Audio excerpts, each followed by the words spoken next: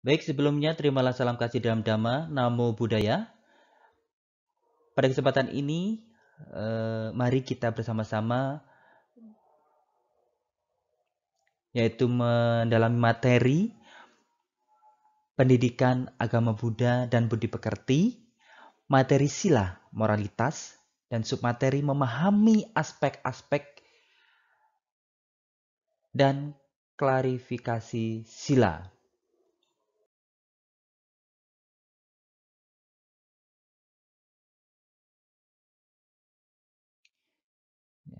Perkenalkan, yaitu nama saya Gimin, SPDB, dari Lembaga SMK Darul Falah Pesanggaran, Kabupaten Banyuwangi. Nah, sebelumnya mari kita lantunkan syair Dhammapada, syair 54 dan 55.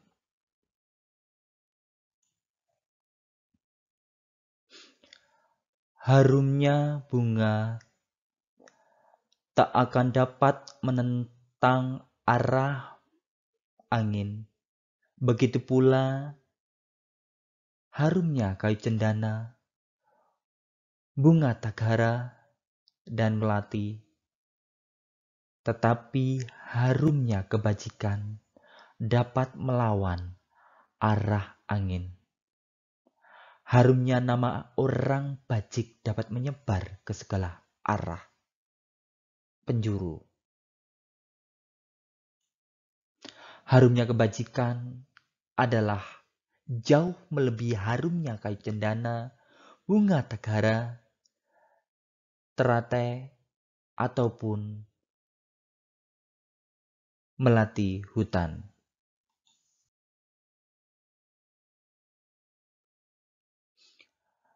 Baik, sebelum kita mengawali mengenai pembahasan, mari kita terlebih dahulu membacakan doa nama Karapata. Arahang sama sambuddho bhagava buddhang bhagawantang abhiwademi swakhato bhagawata dhammo dhammang namasami supatipanno bhagavato sawaka sangho sanghang namami. Semoga dengan jasa-jasa kebajikanku kesempatan hari ini melimpah kepada semua makhluk.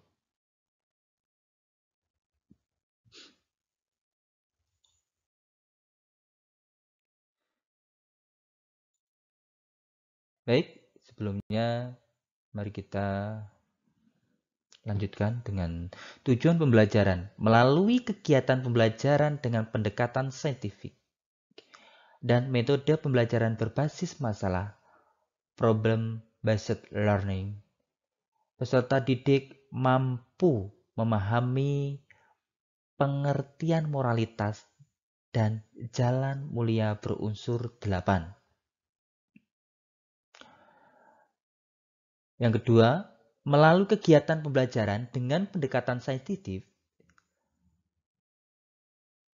dan metode pembelajaran berbasis masalah problem-based learning, peserta didik mampu memahami aspek-aspek dan klarifikasi sila.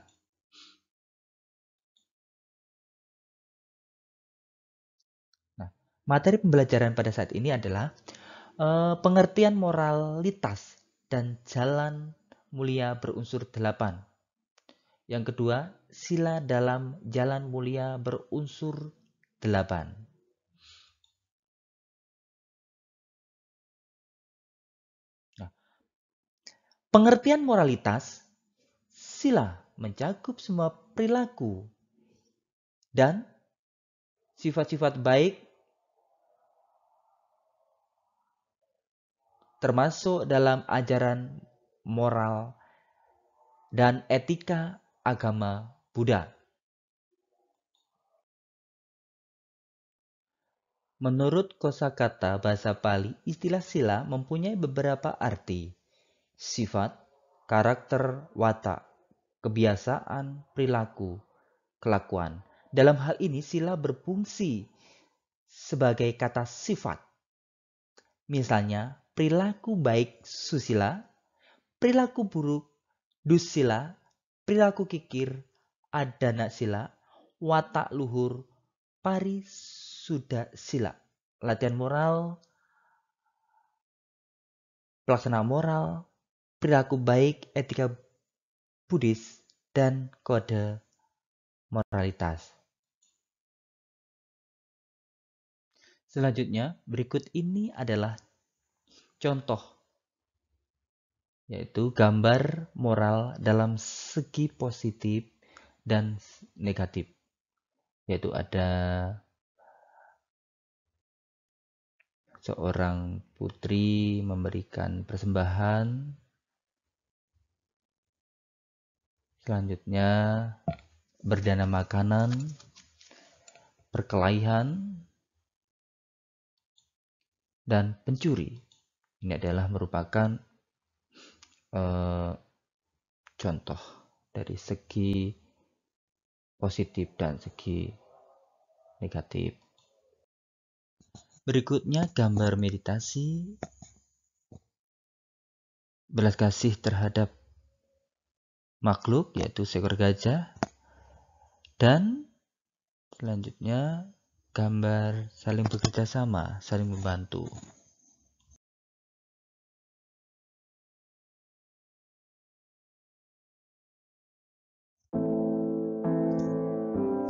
Kali ini kita akan menceritakan tentang kisah seorang kakek dan seorang pencuri pepaya. Inspirasi hidup seorang kakek dan pencuri pepaya. Pada suatu hari, seorang kakek mendapati pohon pepaya yang dimilikinya telah berbuah.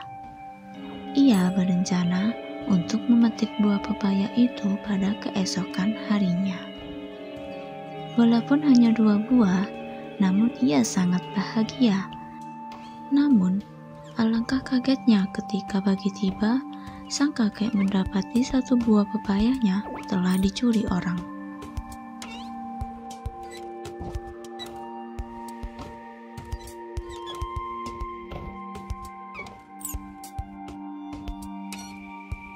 Kakek itu pun menjadi begitu murung dan bersedih, sehingga membuat istrinya merasa heran.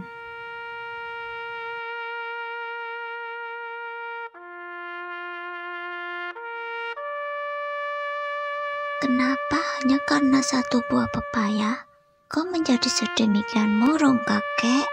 Kata istrinya. Aku bersedih bukan karena itu, kata sang kakek. Aku berpikir betapa sulitnya orang tersebut mengambil pepaya kita. Ia harus sembunyi-sembunyi di tengah malam agar tidak diketahui orang lain. Belum lagi harus memanjat dengan susah payah untuk memetiknya. Maka dari itu aku berpikir aku akan menaruh sebuah tangga di bawah pohon pepaya kita. Semoga saja ia datang kembali malam ini dan tidak kesulitan mengambil pepaya kita. Namun keesokan harinya, ia melihat pepaya miliknya yang tinggal sebuah itu tetap berada pada tempatnya. Dan tangga yang ditaruhnya pun tidak bergeser sedikit pun. Ia pun mencoba bersabar sambil berharap si pencuri akan datang kembali pada malam berikutnya. Namun keesokan harinya, tetap saja buah pepaya itu masih berada di tempatnya.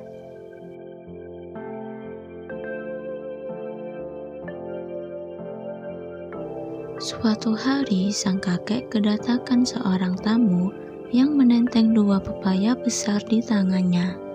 Sang kakek kebingungan karena ia sama sekali tidak mengenali tamu tersebut. Akan tetapi, ia tetap mempersilahkannya untuk masuk.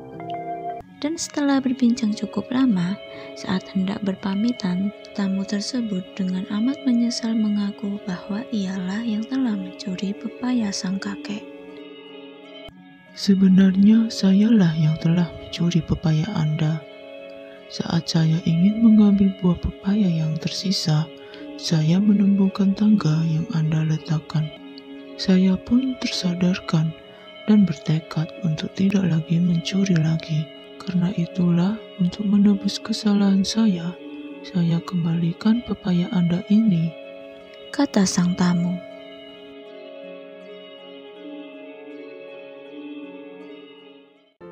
Nah, dari sini bisa kita lihat sisi lain dari suatu musibah. Setiap peristiwa yang ada di dunia ini pasti ada hikmahnya. Peristiwa baik ataupun jelek, kita sebaiknya ikhlas saat ditimpa musibah dan melihat sisi baik dari suatu musibah. Karena bila Allah mengambil sesuatu dari kita, itu karena Ia ingin menggantinya dengan yang lebih baik. Semoga cerita ini bisa menjadi pelajaran untuk kita semua. Semoga bermanfaat.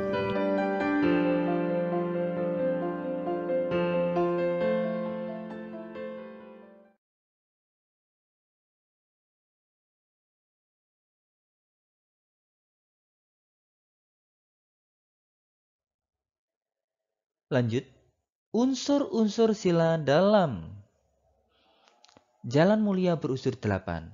Buddha menguraikan sila dalam Jalan Mulia berunsur 8, Arya Atangika Magga, sebagai sikap mental yang terwujud dalam ucapan benar sama waca, perbuatan benar sama kamata, dan penghidupan benar sama ajiwa.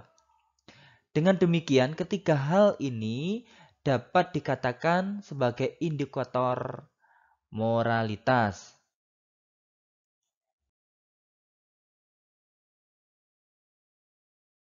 Selanjutnya, yaitu mengenai indikator sila moralitas sama di latihan moral mental dan banyak kebijaksanaan. Di sini terbagi menjadi 3, yaitu yang pertama mengenai sila, penghidupan benar, tindakan benar, ucapan benar. Terus dilanjut banyak, pikiran benar, pemahaman benar, terus sama di kesadaran benar, konsentrasi benar, dan pemahaman benar. Jadi di sini terangkai tersusun menjadi jalan mulia berunsur 8 atau yang disebut dengan jalan tengah.